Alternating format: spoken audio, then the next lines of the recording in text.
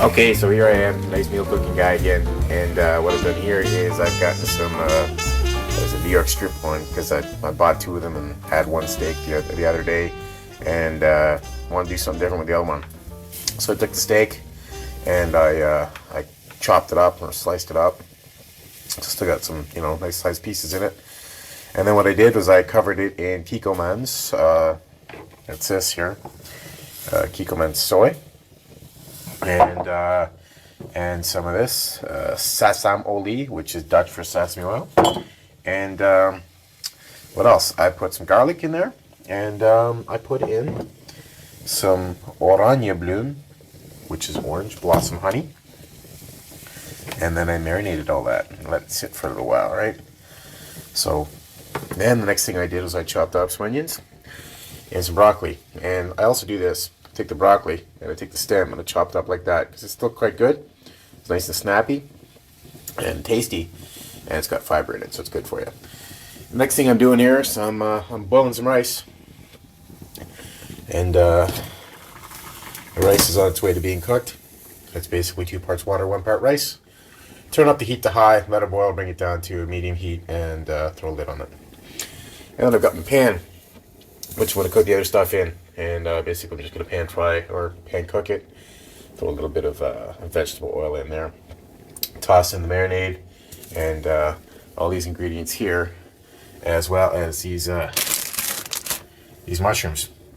And those mushrooms are good. So this is a bit of a Korean twist on Korean Oriental style twist on my improvisational cooking. What I did is I threw some oil in the pan, and the onions went in. And started to cook them down through the mushrooms around the outside. And I've now put the beef in the middle here. And what it is, I gave it a squirt of this lemon oil, or lemon juice, I mean. And it's sizzling away. The rice, as you can see, is almost ready to go. And the broccoli stays over here on the side because you don't want to overcook the broccoli because then it gets all brown and mushy and it loses a lot of the vitamins. So what you do, or what I do anyway, you do whatever the hell you want.